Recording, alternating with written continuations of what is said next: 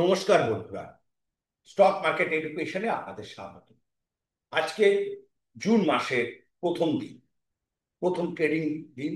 আজকে আমরা ঠিক করে নেব এই মাসে কোন স্টকগুলোর কিরকম কি সাপোর্ট রেজিস্ট্যান্স আছে, নিফটি ব্যাংক নিফটির কিরকম কি সাপোর্ট রেজিস্ট্যান্স আছে সেগুলো দেখে নেব।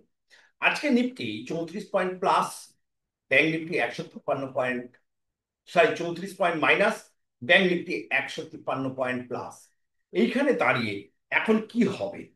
নিফটির ক্ষেত্রে যেটা একটা বড় রেজিস্টেন্স আছে 24,784, 24,784টা যদি একবার ছুঁয়ে যায়, এই 24,784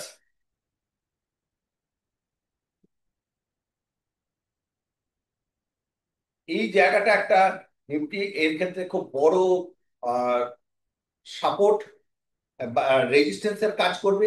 কিন্তু যদি এটা একটু বড় টাইম সময় দেখা যায় তাহলে কিন্তু এই জায়গাটা,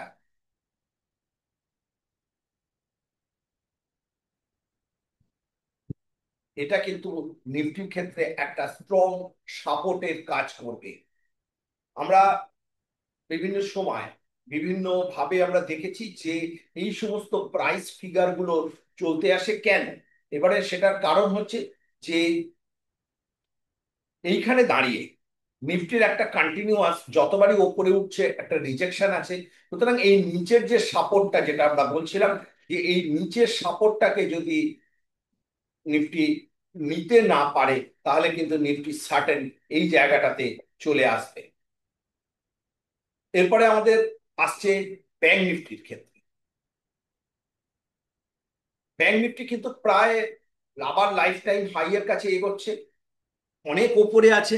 কিন্তু আমার মনে হয় এই মাসে ব্যাংক নিফটি এই যে জায়গাটা, এই জায়গাটার যে টপ রেজিস্ট্যান্স 56,116, এই জায়গাটাতে যদি পার করে দিতে পারে তাহলে ব্যাংক নিফটি নতুন উচ্চতার দিকে এগিয়ে যেতে পারে। আর কিন্তু যদি পড়ে যায় তাহলে এই মুহূর্তে দাঁড়িয়ে একটা স্ট্রং সাপোর্টের যে জায়গাটা, সেই স্ট্রং জায়গাটা হচ্ছে এই জায়গাটা। ব্যাংক নিফটির ক্ষেত্রে কিন্তু একটা স্ট্রং সাপোর্ট 55,000-এর কাছে, 55,000-এর কাছে ব্যাংক নিফটির যে স্ট্রং সাপোর্ট, এই জায়গাটাই কিন্তু ব্যাংক নিফটির একটা বড় জায়গা। যেখানে যদি সাপোর্টটা না নিতে পারে তাহলে ব্যাংক নিফটি কিন্তু অনেক নিচে চলে আসবে।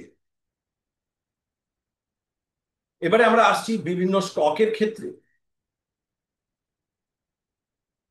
আমরা আসবো অ্যাক্সিস ব্যাংক। অ্যাক্সিস ব্যাংক আজ এইখানে দাঁড়িয়ে আমরা একটা জিনিস বলতে পারি, অ্যাক্সিস ব্যাংক যে কোনো ওয়ান সাইড একটা বড় মুভমেন্ট হতে পারে, সেই সাইডটা এই জায়গায় হতে পারে। আর এই এই রেজিস্ট্যান্সটা ভেঙে দিলে ব্যাংক নিফটি, এই অ্যাক্সিস ব্যাংক অনেক ওপরে চলে যাওয়ার সম্ভাবনা রয়েছে। তারপরে আমরা আসছি এইচডিএফসি ব্যাংকের ক্ষেত্রে। এইচডিএফসি ব্যাংকও ঠিক একই জায়গায়, অনেক প্রায় 1.5 মাস ধরে একই জায়গায় একটা কনসলিডেশন করেছে। করে ঠিক এই যে এই জায়গাটার যে যে জোনটা, এটার ব্রেকআউট, ব্রেকডাউন অথবা ব্রেকআউট যে কোনো একটা দিকে এইচডিএফসি ব্যাংক এবার চলে যেতে পারে। তারপরে আমরা আসছি কোটাক ব্যাংকের ক্ষেত্রে। কোটাক ব্যাংক কিন্তু একটু অনেকটা পড়ে গেছে। কোটাক ব্যাংক যে জায়গাটাতে পড়েছে সেই জায়গাটাতে কিন্তু কোটাক ব্যাংক একটা এইখানে সাপোর্ট নেওয়ার চেষ্টা করছে। এই 2050, 2050 একটা বড় সাপোর্ট। এই সাপোর্টটাকে ব্রেক করলে কিন্তু কোটাক ব্যাংক প্রায় এইখানে চলে আসতে পারে, এই যে এই সাপোর্টটাকেও নিতে পারে। আর যদি এখান থেকে উঠে যায় তাহলে কোটাক ব্যাংক এই জায়গাটা অব্দিও একটা ও চলে আসতে পারে। এটা হচ্ছে কোটাক ব্যাংক এই একটা মাসের মধ্যে এই পজিশন তৈরি করতে পারে। তারপরে আমরা আসছি আইসিআইসি ব্যাংকের ক্ষেত্রে। আইসিআইসি ব্যাংক অনেক ওপরে দাঁড়িয়ে রয়েছে এবং প্রত্যেকটা ব্যাংকেরই একই অবস্থা, একটা জোনে চলছে। কিন্তু আইসিআইসি ব্যাংক একটা যে জায়গাটাতে তৈরি হয়েছে, এই জায়গাটাতে ও যে একটা স্ট্রং রেজিস্ট্যান্স বানিয়েছে, আর এই জায়গাটাতে যে সাপোর্টটা বানিয়েছে, বাই চান্স এই সাপোর্টটা ভেঙে গেলে কিন্তু এই যে এই টপটাকে ও নিতে চলে আসবে আইসিআইসিআই ব্যাংক এটা। সুতরাং আপনাদের একটু বুঝে কাজ করবেন, আমি টোটালটা এই মাসের কথা আমি বলছি। তারপরে আসছে আপনাদের তাতে এসবিআই। এসবিআই দেখুন যে পজিশনটা রয়েছে, এসবিআই এই যে এই জায়গাটা মানে 803, 803 কিন্তু এসবিআই একবার ও ছুটে আসতে পারে। এসবিআই 800টা একটা বড় সাপোর্ট। এই সাপোর্টটা নিয়ে যদি হয় তাহলে এসবিআই কিন্তু ওপরের দিকে, এসবিআই এই যে এই জায়গাটার সাপোর্টটা নিয়ে তারপরে ওপরে উঠতে পারে, আর এই সাপোর্টটা না নিতে পারলে এসবিআই স্ট্রেট এই দিকটাতে চলে আসবে। তারপরে আসছে টিসিএস। টিসিএস ওপরের রেজিস্ট্যান্স 3480, 3480 ওপরেও একবার রেজিস্ট্যান্সটা ছুটেই যাবে। আর ওপরের যে এই রেজিস্ট্যান্সটাকে পার করলেই এই যে লাইনটা রয়েছে 3600 প্রায়, 3600টা টপকাতে পারলেই কিন্তু ওর নতুন দিকে টিসিএস এর মুখ দেওয়া শুরু করবে এই মাসে। তারপরে হচ্ছে ইনফোসিস। ইনফোসিসও ঠিক একই করে রেখেছে, কিন্তু ইনফোসিসের ক্ষেত্রে আমার মনে হয় যে এই স্টকটা যে কোনো একটা দিকে খুব বড় মুভমেন্ট দিতে পারে। সেই আহ, সম্ভাব্য দিকটাও আমি বলে দিচ্ছি, নয় একদম 1400 লেভেলে চলে আসবে, অথবা এখান থেকে সোজা এই 1800 বা 1750 এই লেভেলটাকে ইনফোসিস নেক্সট যে যেদিকেই রান দিক, এই দুটো দিকের একটা দিকে এই প্রাইসটা ছুটে যাওয়ার সম্ভাবনা রয়েছে। উইপ্রো, উইপ্রো কিন্তু একটা বটম ফরমেশন করছে, হয়তো উইপ্রো এতটা পজিশন চলে আসবে, কিন্তু উইপ্রো যদি এই হাইটাকে ব্রেক করে, এই হাইটাকে ব্রেক করলে কিন্তু উইপ্রো প্রায় এখান থেকে উইপ্রো নেক্সট যে টার্গেটই কিন্তু এইটা 270, 270-এর পরে ও স্ট্রেট ওয়েতে 290 এই জায়গাটা চলে যাবে উইপ্রো। উইপ্রো কিন্তু এই জায়গাটাতে অনেক দিন একটা বটম ফরমেশন তৈরি করার চেষ্টা করছে। এরপরে আমরা আসছি বাজাজ অটো। বাজাজ অটো অনেকটা উপরে উঠেছে, উঠে পড়ছে মোটামুটি এ যে জায়গাটাতে আছে। এরপরে এই বাজাজ অটো একটা কিন্তু যে দেখুন আপনারা যে এই ওপরের যে রেজিস্ট্যান্স, এই ওপরের রেজিস্ট্যান্সটাকে নিয়েছে, ওপরের রেজিস্ট্যান্সটা টপকাতে পারলো না, পড়ে গেল। তার মানে ওর নেক্সট যে সাপোর্টটার কাছেই কিন্তু প্রায় রয়েছে। এই সাপোর্টটা নিয়ে যদি ওপরে ওঠে ভালো, কিন্তু এই সাপোর্টটাতে ব্রেক করলে এইখানে, আর সাপোর্টটা নিয়ে উঠতে পারলে ও আরেকবার এইখানটাতে একটা ঝুঁকে প্রাইসটা একটা টাচ করতে যাওয়ার সম্ভাবনা রয়েছে। সানফার্মা, সানফার্মা একটা আনসার্টেনিটি প্রাইজের মধ্যে চলছে। এই সানফার্মা কিন্তু নেক্সট যে লেভেলটা রয়েছে সানফার্মার ক্ষেত্রে, সেই লেভেলটা কিন্তু এই যে জায়গাটা একটা স্ট্রং সানফার্মার জায়গা। এই জায়গাটা থেকে যদি সানফার্মা ঘুরে যেতে পারে আপের দিকে, তাহলে সানফার্মা কিন্তু একদম 1850 এই রেজিস্ট্যান্স জোনটাকে ও কিন্তু একবার টাচ করতে যাবে। বিপিসিএল, বিপিসিএল অনেকটা ওপরে উঠেছে, ওপরে উঠে এই যে ওপরের জায়গাটাতে ও রেজিস্ট্যান্স ফেস করছে। রেজিস্ট্যান্স ফেস করে যদি আর উপরের দিকে না যেতে পারে, তাহলে বিপিসিএল একটা কিন্তু এই পজিশনটাতে খুব অনায়াসে চলে আসবে। এই 310-15 লেভেলটা যেটা, সেটা কিন্তু খুব অনায়াসে বিপিসিএল চলে আসবে। অম্বুজা, অম্বুজাও ঠিক সেরকম অবস্থায় তৈরি করছে। অম্বুজাও কিন্তু দেখুন আপনারা যে ডবল টপ করছে, প্রায় ট্রিপল টপের কাছ থেকেও ফিরে আসছে। এই এই যে এই জায়গাটাতে যদিও সাপোর্ট নেয়, তাহলেই কিন্তু একমাত্র সম্ভাবনা অম্বুজা সিমেন্টের এই রেজিস্ট্যান্সটাকে ব্রেক করার। আর যদি সাপোর্ট না নিতে পারে, তাহলে কিন্তু ব্রেক ডাউন করে এই পজিশনটাতে একটা চলে আসার সম্ভাবনা থাকছে। এরপরে আমরা আসছি টাটা মোটরস। টাটা মোটরস বারবার এই যে জায়গাটার একটা খুব বড় জায়গায়, এই জায়গাটাতে ও ফেস করছে। এই টাটা মোটরস কিন্তু একটা ভালো কোম্পানি, কিন্তু এই যে লেভেলটাতে ফেস করছে, এই লেভেলটার পরে কিন্তু টাটা মোটরস যদি এই জায়গাটাতে মানে 750, 740-50-এর এই লেভেলটাকে ফেস করতে পারে, তাহলে কিন্তু টাটা মোটরস নেক্সট যেটা হবে সেটা কিন্তু আরো ওপরের দিকে এই লেভেলটাতে কিন্তু টাটা মোটরস চলে যাবে।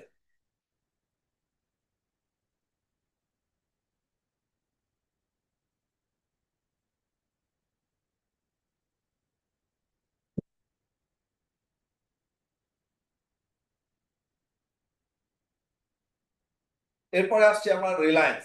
রিলায়েন্সে দেখুন অনেকটা উপরে উঠেছে, মার্কেট যে উপরে উঠেছে সেখানে রিলায়েন্সের একটা খুব যোগ্য সংযোগ ছিল। কিন্তু রিলায়েন্স এই মাসে যে কোনো ওয়ান সাইড একটা হতে পারে, এবং সেক্ষেত্রে দাঁড়িয়ে কিন্তু রিলায়েন্স এই যে এই প্রাইসটার কাছেই কিন্তু রিলায়েন্স চলে আসতে পারে। রিলায়েন্সের এই যে এই প্রাইসটার কাছে কিন্তু রিলায়েন্স চলে আসবে। সেটা হচ্ছে 1355। 1355 রিলায়েন্সের ক্ষেত্রে খুব একটা স্ট্রং জায়গা, যে জায়গা থেকে কিন্তু রিলায়েন্স এই যে জায়গাটাতে রিলায়েন্স কিন্তু যে কোনো মুহূর্তে একটা চলে আসার সম্ভাবনা রয়েছে।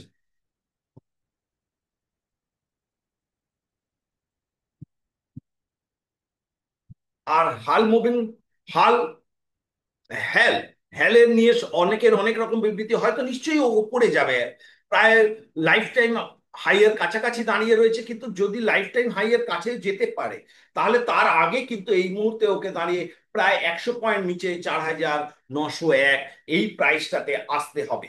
তাহলে আমরা একবার একটু অন্যান্য প্রাইস গুলোতে একটু স্পিডের চোখটা বুলিয়ে নিই। আম,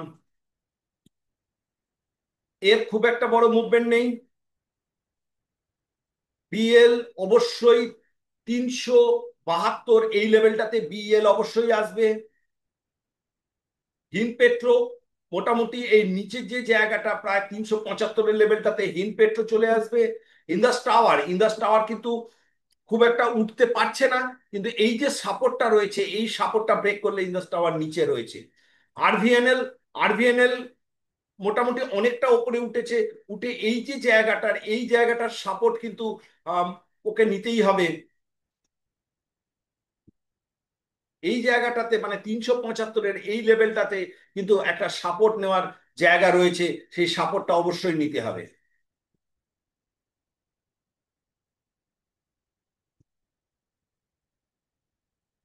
এদেরও কোনো বড় মুভমেন্ট নেই। ভিবিএল, ভিবিএল কিন্তু অনেক নিচে রয়েছে, একটা সাপোর্ট জোনেও চলছে, কনসলিডেশন করছে। সেখান থেকে একটা বড় মুভ নিলে 525 অব্দি যেতে পারে। কল্যাণ জুয়েলার্স, কল্যাণ জুয়েলার্স কিন্তু ওপরে উঠে এই যে রেজিস্ট্যান্সটাকে ও টাচ করলো, এই রেজিস্ট্যান্সটা কিন্তু একটা বড় রেজিস্ট্যান্স কল্যাণ জুয়েলার্স এর ক্ষেত্রে, সেটাকে সে টাচ করে কিন্তু একটা আরো মানে নিচের দিকে একটা দিকে টান নিচ্ছে।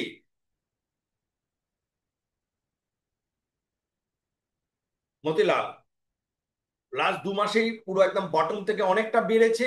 এই যে জায়গাটাতে এখন রেজিস্ট্যান্সটা নিচ্ছে, এই যে জায়গাটাতে রেজিস্ট্যান্স নিচ্ছে, এইটা হচ্ছে ওর একটা ছোট্ট সাপোর্ট জোন। এই সাপোর্ট জোনটাকে যদি ও নিতে পারে বেটার, তাহলে এই সাপোর্ট জোনটা ব্রেক করলে কিন্তু এই 650-এর এই লেভেলটাতে মতিলাল ওসওয়াল চলে আসতে পারে। জাইডাস লাইফ, জাইডাস লাইফ একদম খুব ধীর গতি, এ মাসেও আশা করি খুব একটা বেশি ওপর নিচ হবে না। গিভ এন্ড টেক, এই স্টকটা আমরা আমাদের এডুকেশন পারপাস আমরা রেকমেন্ডেশন করেছিলাম এখানে। কারণ এই স্টকটার যে মুভমেন্ট, সেই মুভমেন্টটা কিন্তু একটু ওপরের দিকেই যাবে, এবং সেই ওপরের দিকের যে মুভমেন্টটা আজকে অলরেডি মুভমেন্ট করে দিয়েছে, এই মুভমেন্টটা আমার মনে হয় যে এটা আজকে করে দিয়েছে। এরপরে নেক্সট যে জায়গাটা আছে 1200 লেভেলটা একটা ছুতে যেতে পারে।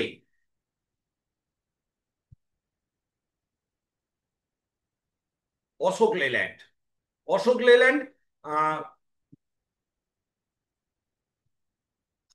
উপর থেকে একটু প্রফিট বুকিং হচ্ছে, সমস্ত শেয়ারই উপর থেকে একটু প্রফিট বুকিং হচ্ছে, একটু সাবধানে থাকবেন। মোটামুটি আরেকটু কিছু নিচে এসে তারপরে এরা একটা বাইং পজিশনের দিকে যেতে পারে।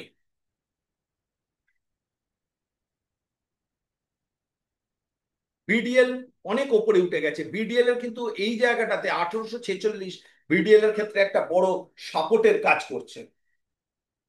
ভোল্টাস, ভোল্টাস কিন্তু একদম নিচে চলছে। ভোল্টাস যদি এই এই রেজিস্ট্যান্স জোনটাকে টপকে নিতে পারে, তাহলে কিন্তু ভোল্টাস ওপরের দিকে অনেক বড় একটা রান আছে ভোল্টাসের এখানে।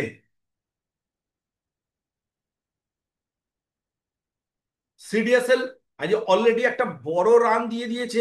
সিডিএসএল এর যে নেক্সট টার্গেটটাই হতে চলেছে কিন্তু এই জায়গাটাতে সিডিএসএল কিন্তু একবার আসার সম্ভাবনা নেবে। সেটা হচ্ছে 1800 যে লেভেলটা, সেইটাতে একবার টাচ করবে, যেখান থেকে কিন্তু সব থেকে বড় ফল হয়েছিল। এই জায়গাটায় কিন্তু সিডিএসএল এর একটা পৌঁছানো উচিত খুব শর্টলি। তারপরে যদি চলে আসে তাহলে ফার্স্ট ও সাপোর্টেই নেবে 1477। 1477 এই মুহূর্তে দাঁড়িয়ে সিডিএসএল এর একটা বড় সাপোর্টের জায়গা।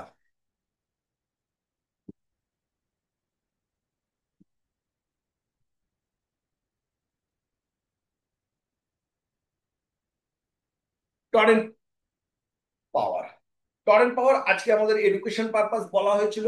সেটা কেন বলা হয়েছিল, কারণ হচ্ছে টরেন্ট পাওয়ার এই জায়গাটাতে একটা সাপোর্ট নিচ্ছে, এই সাপোর্টটা নিয়ে একটা ওঠার চেষ্টা করছে। এবং ও আজকে সকালবেলা যখন টরেন্ট পার্মা ওঠার চেষ্টা করছিল, আমরা এই জায়গাটা থেকে দেখছিলাম টরেন্ট ফার্মা কিন্তু এবারে ধীরে ধীরে ধীরে ধীরে বেরিয়ে টরেন্ট কিন্তু এই জায়গাটাতে 1431 এই লেভেলটাতে কিন্তু টরেন্ট ফার্মার একটা বড় রেজিস্টেন্স আছে। এই 1431 এই জায়গাটাতে টরেন্ট ফার্মা চলে যাবে। তা একটা ছিল আমাদের এই মাসের টোটাল একটা অ্যানালিসিস। আর আরো দুটো একটা অ্যানালিসিস আমি করে দিচ্ছি তাদের সুবিধার্থে, এবং is a totally education purpose. এটাতে কিন্তু কেউ বাই বা সেল করলে তারা তাদের নিজেদের মতামত অনুযায়ী বাই সেল করবেন। এখানে দেখা যাচ্ছে যে গেলমার্ক গেলমার্ক কিন্তু ধীরে ধীরে বাড়ছে। গেলমার্কের এই যে ট্রেন্ড লাইনটা, এই লাইনটাকে যদি গেলমার্ক ব্রেক অলরেডি করে দিয়েছে, এখান থেকে কিন্তু এরপরে গেলমার্কের এইটা একটা রেজিস্ট্যান্স আছে, তারপরে কিন্তু এইটা একটা, এই দুটো রেজিস্ট্যান্স আছে গেলমার্কের ক্ষেত্রে। এটা ছিল আমাদের স্টক মার্কেট এডুকেশনের পক্ষে আমাদের একটা ছোট্ট ওপিনিয়ন বলা যায় যে এই মাসটা কিরকম কি হবে। এখানে কিন্তু কোনো 100% গ্যারেন্টি নেই। ইট ইজ দ্য প্রবাবিলিটি যে প্রাইস এইরকম, আমরা যে প্রাইস গুলো বলেছি ঠিক এইরকম জায়গায় আসতে পারে, এটা আমাদের কাছে একটা প্রবাবিলিটি মাত্র। ধন্যবাদ, ভালো থাকবেন, এবং আমাদের চ্যানেলটা সাবস্ক্রাইব এবং কমেন্টস করতে কিন্তু একদম ভুলবেন না।